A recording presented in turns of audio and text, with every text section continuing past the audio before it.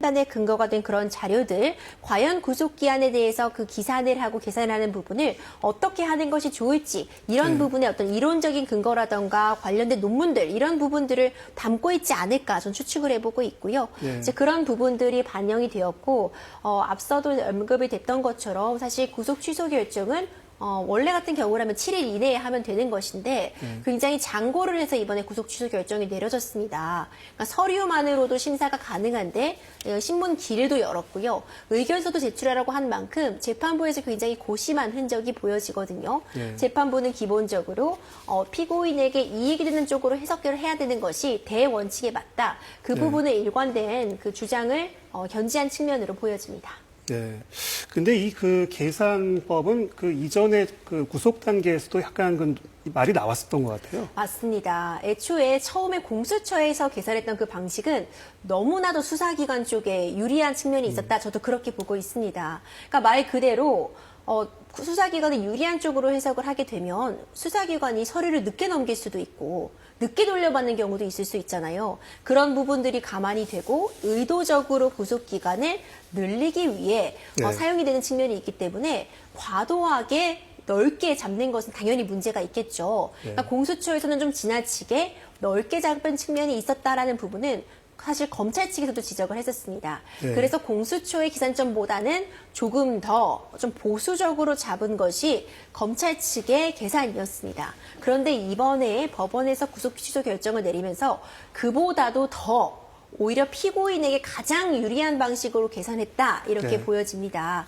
이 구속기한은 원래 10일인데 수사 자료가 법원으로 넘어간 시점만큼은 수사를 진행할 수 없으니까 그 기간만큼은 구속기간이 연장된다는 취지인데 그 구속기간이 그 연장되는 것을 딱 이 서류가 수사기관에서 법원으로 넘겨갔다가 다시 돌려받은 그 정확한 시간만큼을 더하는 것으로 지금 이번 재판부에서는 확인을 해준 것이거든요.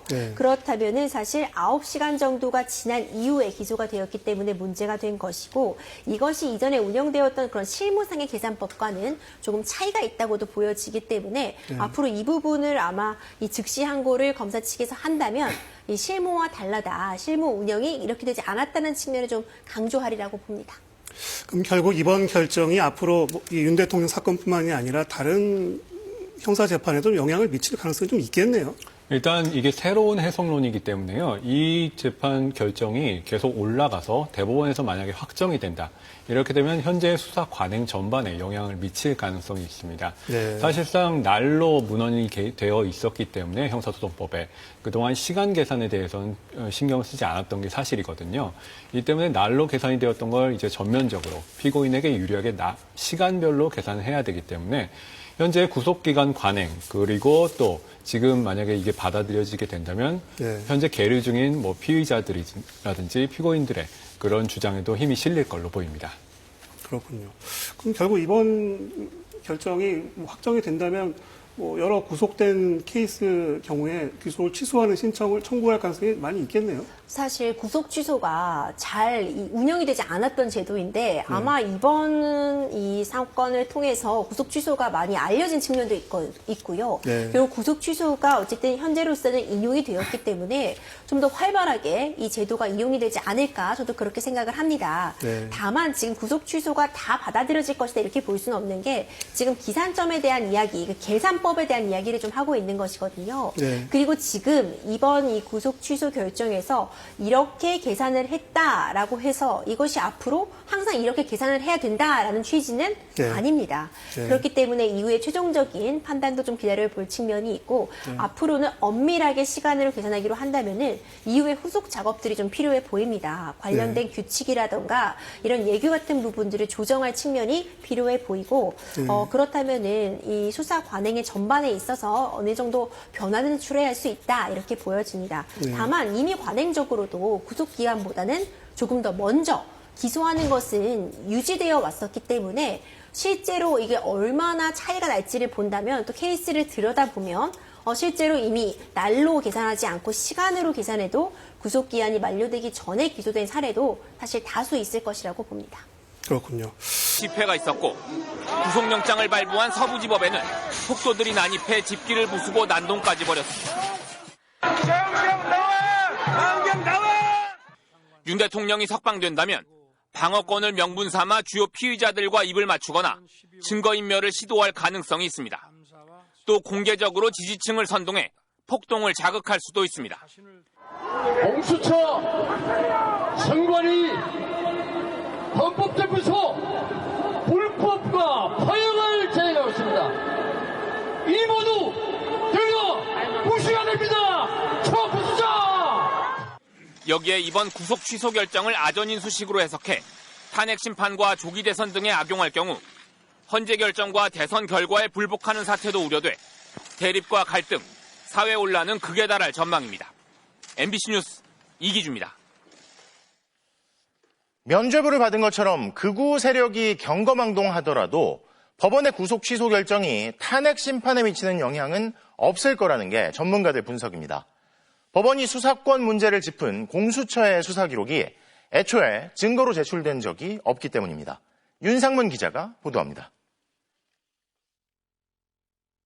12.3 비상계엄 당일 윤석열 대통령이 6차례 전화해 국회의원을 체포하라고 지시했다는 조지호 경찰청장의 진술. 법률적으로나 상식적으로나 계엄을 선포할 만한 상황이 아니었다는 이상민 전 행정안전부 장관의 진술. 모두 검찰이나 경찰이 작성한 조서에 있는 내용입니다. 검찰과 경찰은 이 같은 수사 기록을 헌법재판소에 보냈고 윤 대통령 탄핵 재판의 주요 증거로 쓰였습니다. 하지만 고위공직자 범죄수사처는 수사 기록을 헌재에 보낸 적이 없습니다. 헌법재판소가 기록 송부를 요청했지만 검토가 필요하다며 보내지 않았습니다. 윤 대통령 측이 이번 법원 구속 취소 결정을 근거로 공수처 진술조서의 증거 능력을 문제 삼아 공격한다고 하더라도 문제될 게 없는 겁니다. 공수처에서 생산된 수사 기록들이 헌법재판소의 증거로 채택된 적도 없기 때문에 헌재 탄핵 심판에는 아무 영향이 없다라고 생각합니다. 윤석열 대통령 탄핵 심판과 내란 우두머리 혐의 형사재판은 성격이 다른 별개의 절차입니다. 탄핵 심판은 윤 대통령이 12.3 비상계엄 당일 위헌, 위법 행위를 저질렀는지 그리고 그 위반이 중대한지를 따지는 게 핵심입니다. 한 현직 부장검사는 이번 절차적 논쟁은 내란죄를 수사하는 과정에서 생긴 것이라며 헌재 탄핵 심판 심리와 별개라고 했습니다. 헌법재판소도 법원의 구속 취소 결정이 탄핵 재판에 미칠 영향은 없어 보인다고 밝혔습니다. 헌재는 매일 평일을 이어가며 사실관계와 쟁점 판단 등 선고를 위한 막바지 작업을 벌이고 있습니다. 다음 주 선고가 유력한 것으로 전망됩니다. MBC 뉴스 윤상문입니다. 예상치 못한 윤 대통령의 구속 취소 결정에 시민들은 다시 거리로, 광장으로 모였습니다. 구속 취소가 무죄를 뜻하는 것은 아니지만 시민들은 자칫 내란 혐의에 면죄부를 주는 흐름이 될까 우려하고 분노하고 있는데요. 긴급 규탄대회가 열리고 있는 현장으로 가보겠습니다. 이혜선 기자, 시민들의 목소리 전해주시죠. 네, 이곳 헌법재판소 주변에선 조금 전부터 법원의 윤 대통령 구속 취소 결정에 대한 긴급 규탄대회가 열리고 있습니다. 예상치 못한 소식에 놀란 시민들이 속속 모여들면서 촛불과 응원봉을 들고 분노의 함성을 쏟아내고 있습니다. 시민들은 법원이 절차적 문제 등을 문제 삼아 구속 취소를 결정한 데 유감을 표하고 검찰의 항으로 다시 사법정의를 바로잡아야 한다고 요구하고 있습니다. 특히 헌법을 유린하고 국민을 위협했던 내란 우두머리 혐의 피의자가 다시 나와 국민들을 가르고 왜곡하고 소송하는 건 아닌지 크게 우려하고 있습니다. 시민들의 이야기를 직접 들어보겠습니다. 부들부들 떨리고 무서운 거예요. 정말 제2의 내란이 또 일어나지 않을까 싶은 생각도 있었고 또 제 아들이 대학생이거든요. 그래서 걱정이 많이 되더라고요. 구속 취소가 인용되면 그들이 더욱더 그 행동할 명분을 가지게 될 수 있고 또 대통령이 직접 행동에 나섬으로써 극우 세력을 선동할 수 있기 때문에 더욱 위험할 것이라. 자칫 이번 결정이 윤 대통령의 내란 혐의를 부정하고 헌법재판소에 대한 위협을 쏟아내는 극우 지지자들을 부추길 수 있다는 목소리도 들을 수 있었습니다. 청년단체들은 대통령 관저 앞에 모여 이번 판결이 내란 옹호 세력에게 힘을 실어줄 수 있다고 비판했고 참여연대는 구속 취소 결정이 윤석열의 내란죄가 무죄라는 걸 의미하는 것은 아니라고 강조했습니다. 시민들은 결국 헌법재판소가 구속기 윤 대통령 파면을 결정해 문제를 바로잡아야 한다고 것으로 촉구하고 있습니다. 법원의 결정으로 주말인 내일 예정된 서울 도심 집회에도 더 많은 시민들이 몰릴 것으로 예상됩니다. 긴급 규탄 대회가 열리고 있는 서울 경복궁역 앞에서 MBC 뉴스 이혜선입니다. 오늘 법원 결정에 야권은 당혹감을 감추지 못했습니다. 더불어민주당은 내란 수괴의 석방이 웬 말이냐면서 검찰이 즉시 항고를 통해 상급법원의 판단을 다시 받아야 한다고 요구했습니다. 또 검찰이 구속기간을 잘못 계산했다고 해서 위헌적 군사 쿠데타 사실이 사라지진 않는다며 반드시 내란을 종식시키겠다고 강조했습니다. 신수아 기자가 보도합니다. 윤석열 대통령 구속 취소 결정 속보가 나오자마자 더불어민주당 이재명 대표는 진행 중이던 간담회를 빠져나와 당 긴급 최고위원회의를 소집했습니다. 이 대표는 검찰이 초보적인 실수를 했을 뿐 윤석열 대통령이 명백한 군사 쿠데타를 저질렀다는 사실은 사라지지 않는다고 강조했습니다. 검찰이 산수를 잘못한 것 때문에 명백한 군사 쿠데타 위헌적 행위가 없었던 게 되지 않습니다. 민주당도 내란 수괴 윤석열 석방이 웬 말이냐고 강하게 반발하면서 이번 결정은 헌법재판소의 윤석열 탄핵 심판과 전혀 무관하고 영향도 주지 않을 것이라고 주장했습니다. 내란 수괴 윤석열에 대한 구속 취소 청구를 받아들인 것에 유감을 표합니다. 윤석열이 법률과 헌법을 중대하게 위반한 사실은 변함이 없습니다. 법리적 문제도 지적하며 검찰의 즉시 항고도 촉구했습니다. 형사구속법은 체포는 48시간, 구속은 2일로 표현하며 시간을 적용할지 일수를 적용할지 이미 구별하고 있다며 구속의 시간을 적용한 건 이례적이어서 상급법원 판단을 받아봐야 한다는 겁니다.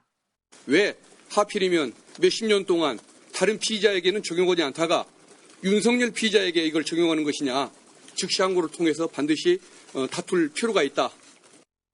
야권에선 윤 대통령 구속 취소 결정을 두고 혼란을 만든 심우정 검찰총장이 책임을 지고 사퇴해야 한다는 질타도 나왔습니다. 검찰이 구속 시간을 잘못 계산한 것입니다. 검찰이 이런 중차대한 일에 시간 계산을 잘못할 리가 없습니다. 고의라고밖에 볼 수 없습니다. 개혁신당은 검찰뿐 아니라 공수처도 수사과정 각종 절차에 미흡했다며 두 수사기관장의 거취 표명을 촉구했습니다. 다만 야권은 법원의 구속 취소 결정과는 별개로 윤석열 대통령 탄핵 심판은 8대0 인용으로 파면되어야 하며 그래야 혼란을 줄일 수 있다고 한 목소리를 냈습니다. MBC 뉴스 신수아입니다. 구속 취소 결정에 대통령실은 즉각 직무복귀를 기대한다며 환영 입장을 밝혔습니다. 다만 검찰의 즉시 항고 여부가 결정되지 않아 대통령실도 결론을 기다리고 있을 텐데요. 용산 대통령실 분위기도 알아보겠습니다. 강현섭 기자 전해주시죠. 네, 대통령실은 미처 예상하지 못한 윤석열 대통령의 구속 취소 결정이 내려지자 한층 고무된 분위기입니다. 소식이 전해지자마자 정진석 비서실장은 긴급 수석 비서관 회의를 소집했습니다. 1시간가량 회의를 마친 뒤 대통령실은 법원의 결정을 환영한다. 국민과 함께 대통령의 조속한 직무복귀를 기대한다는 대변인 명의의 입장문도 내놨습니다. 이번 결정은 형사처벌 과정에서 구속기한을 잘못 계산했으니 구속을 취소한다는 것인데 마치 파면 여부를 결정하는 헌법재판소의 탄핵 심판까지 청구가 기각될 것처럼 확대 해석하며 기대감을 드러낸 셈입니다. 대통령실은 또 입장문에서 수사권이 없는 공수처의 불법 수사가 뒤늦게나마 바로 잡혔다고도 주장했는데요. 법원은 이번 결정문에 윤석열 대통령 측 변호인의 주장을 소개했을 뿐 공수처의 수사가 불법인지 여부 자체를 판단하지는 않았습니다. 일방적 또는 잘못된 해석을 입장문에 넣고 언론을 통해 기사화시켜 여론을 확산시키려 한 것으로 보입니다. 만약 윤 대통령이 석방되면 김건희 여사가 머물고 있는 관저로 복귀하게 됩니다. 경호처는 현직 대통령 신분에 걸맞게 변함없는 경호가 이루어질 것이라는 원론적 입장을 밝혔습니다. 석방된다 해도 직무 정지 상태여서 윤석열 대통령은 대통령실에 출근하거나 직무를 수행할 수는 없습니다. 체포되기 이전처럼 관저에서 직거하며 탄핵 심판과 이어질 형사재판 등 법적 절차에 대비할 것으로 전망됩니다. 만약 윤 대통령이 관저로 돌아오면 정진석 실장 등 참모진들이 관저를 찾아 윤 대통령과 인사를 나눌 것으로 보입니다. 대통령실은 검찰의 즉시 항고 여부 등 상황을 예의주시하고 있습니다. 지금까지 대통령실에서 전해드렸습니다. 국민의힘 역시 즉각 기자회견을 열고 환영의 뜻을 드러냈습니다. 윤 대통령을 즉시 석방해야 한다고 검찰을 압박하는 동시에 법원 결정문에는 공수처 수사의 위법 여부에 대한 판단은 없는데도 공수처에 대한 억지 주장을 이어갔는데요. 지윤수 기자가 보도합니다. 윤석열 대통령 구속 취소 소식이 전해지자 국민의힘 지도부는 바로 기자회견을 열고 즉각 환영의 뜻을 밝혔습니다. 법원이 법리와 양심에 따라 현명한 결정을 내려준 데 대해 국민과 함께 환영합니다.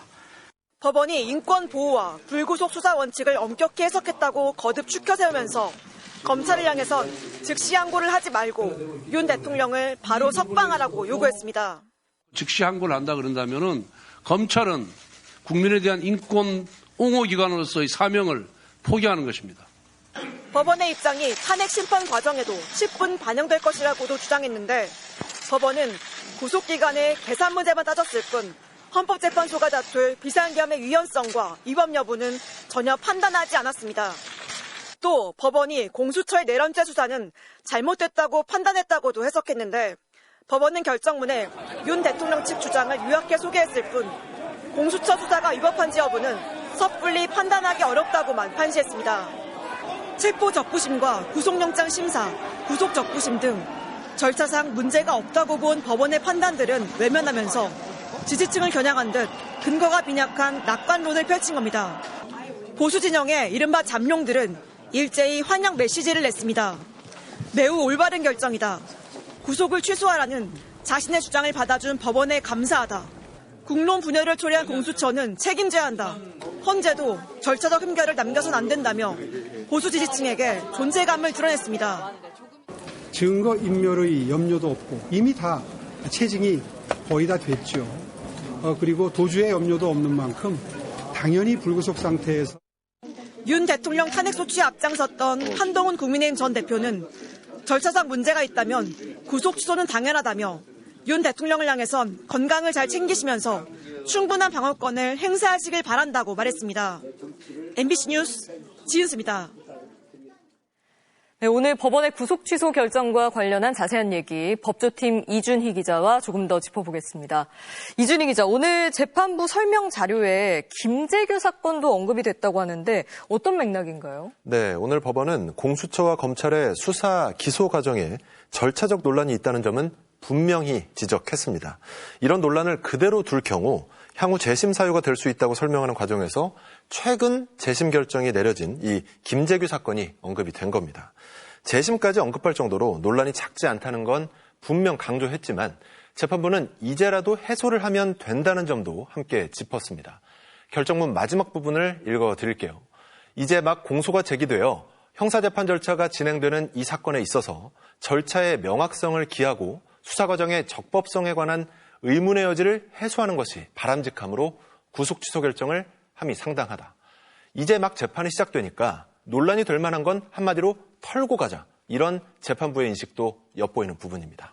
네, 그러면 어떤 절차를 짚은 거지 정작 내란죄 혐의에 대해서는 재판부가 판단을 하지 않은 거죠? 네, 그렇죠. 결정문 어디에도 계엄이라는 말이 등장하지 않습니다. 즉시 항고 등을 통해 절차적 부분을 해소한다면 정작 유죄 입증에 방해가 될 요소는 적어도 결정문에는 없는 겁니다.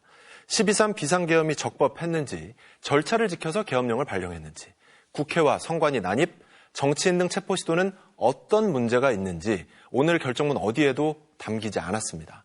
구속 취소 결정이 윤 대통령에게 죄가 없다는 뜻은 아니라는 확실한 증거입니다. 네, 여기까지 듣겠습니다. 이준희 기자 잘 들었습니다. 이틀째 명태균 씨를 불러 조사하고 있는 검찰은 오세훈 서울시장이 보궐선거를 앞두고 여론조사 비용 대납을 직접 언급했다는 명태균 씨의 진술을 확보한 것으로 알려졌습니다. 오 시장 측은 녹취를 공개하라며 허위 주장이라고 거듭 강하게 반박했습니다. 먼저 김세영 기자입니다. 명태균 씨가 검찰 조사에서 2021년 서울시장 보궐선거 당시 오세훈 당시 후보가 자신에게 전화했다며 통화 내용을 진술한 것으로 알려졌습니다. 오세훈 시장이 후원자인 김한정 씨 이름을 언급하며 김 회장이 비용을 부담할 테니 여론조사를 진행해달라는 취지로 전화했다는 겁니다. 또 오 시장이 선거법 때문에 여론조사 비용을 직접 못 준다면서 김 회장에게 2천만 원을 빌리러 가고 있다고 했다고도 검찰에 진술한 것으로 전해졌습니다. 김한정 씨는 선거를 앞둔 2021년 2월과 3월 5차례에 걸쳐 미래한국연구소에서 일하던 강혜경 씨 계좌로 3,300만 원을 보냈습니다. 미래한국연구소는 당시 서울시장 보궐선거에 출마한 오 시장에 대한 비공표 여론조사를 13차례 실시한 것으로 알려졌습니다. 김한정 씨는 MBC와의 통화에서 오 시장에게 2천만 원이 아니라 20만 원도 빌려준 적이 없다고 반박했습니다. 또 오 시장으로부터 명 씨 이야기를 들어본 적도 없다며 대납 의혹을 부인했습니다. 여론조사는 자신이 궁금해서 의뢰했고 혼자만 봤다는 입장을 고수했습니다. 오 시장은 강하게 반발했습니다. 명 씨가 거짓말을 하고 있다며 녹취가 있다면 공개하라고 했습니다. 그 내용을 보면은 저와는 무슨 대화를 했는지 그리고 3자 간에 했다는 대화 내용은 무엇인지도 다 명명백백하게 밝혀질 것입니다. 오 시장은 받지도 못한 미공표 여론조사 비용을 지불할 이유가 없다며 오로지 명태균 입에 의존하는 허위 주장만 난무한다고 유감을 표했습니다. 서울중앙지검 수사팀은 2주 연속 이어진 창원 출장 조사에서 오 시장 의혹에 집중했습니다. 검찰은 김한정 씨 압수수색에서 확보한 자료들을 분석해 수사의 속도를 낼 계획입니다. MBC 뉴스 김세영입니다. 네, 그럼 명태균 씨에 대한 검찰 조사 상황 더 자세히 살펴보겠습니다. 취재기자 연결합니다. 김현지 기자, 검찰이 김영선 전 의원도 불러서 대질신문을 했다면서요? 네, 검찰은 구속수감 중인 명태균 씨는 물론 김영선 전 의원도 함께 불렀습니다. 어제에 이어 이틀째입니다. 오세훈 시장과 명태균 씨는 2021년 서울시장 보궐선거를 앞두고 김영선 전 의원 소개로 처음 만난 것으로 알려졌는데요. 명 씨 측은 2021년 1월 20일 오 시장을 서울의 한 중식당에서 김 전 의원과 만났고 음식값은 김 전 의원이 회색카드로 결제했다. 또 오 시장이 식당 주인에게 사인을 해주기도 했다고도 전했습니다. 그런데 이후 만남의 횟수에 대해서는 오세훈, 명태균 양측 주장이 엇갈립니다.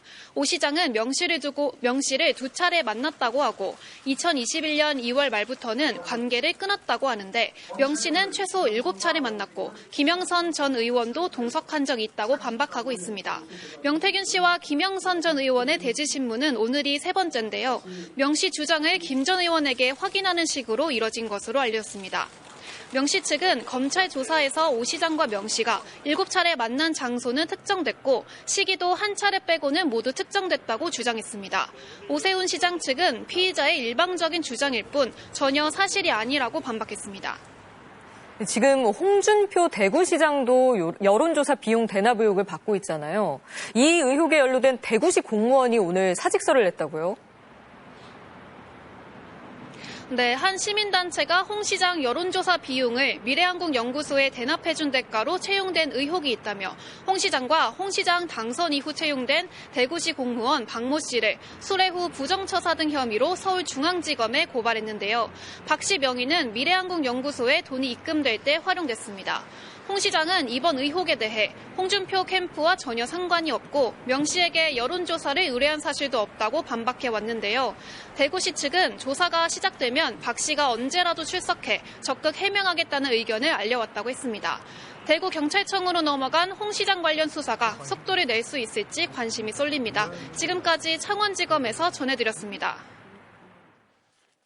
윤 대통령이 석방되면 김성훈 경호처 차장이 또 법 집행을 막는 거 아닐까 우려한 분들 계실 텐데요. 하지만 어제 서울고검 영장심의위의 권고가 나오면서 경찰이 4번째 구속영장을 신청할 길이 열렸죠. 경찰의 영장 신청을 가로막았던 검찰이 경찰의 비화폰 수사를 피하려 했던 건 아닌지 의심이 커지고 있는데 이번에는 검찰이 어떤 결정을 내릴지 주목됩니다. 구민지 기자가 보도합니다. 작년 12월 8일 김용현 전 국방장관이 검찰에 기습적으로 자진 출석했다 체포됐습니다. 그런데 이틀 전 검찰 수뇌부에 설득이 있었던 걸로 확인됐습니다. 수사팀에서 설득이 좀 어렵다 해서 제가 직접 그러면 장관하고 통화를 해서 설득을 해보겠다. 김 전 장관은 통화할 때 민간인이던 노상원 전 정보사령관에게 지급된 비화폰을 썼습니다. 김 전 장관은 윤 대통령에게도 출석 시기를 문의했는데 윤 대통령이 김주현 민정수석과 협의해보라고 했고 이 직후 김 수석과 상의했다고 검찰에 진술했습니다. 김 수석은 그런 적 없다고 명확하게 했습니다. 말씀을 드릴 수가 제가 검찰의 김용 의원의 출석과 관련되는 무슨 얘기를 했느냐 거기에 대해서는 그런 일이 없다 이렇게 명확하게 제가 말씀드리고 비화폰 수사가 이루어지면 윤 대통령과 김 수석은 물론 검찰이 수사 초기 과정에 어떻게 관여했는지 들여다볼 수 있습니다.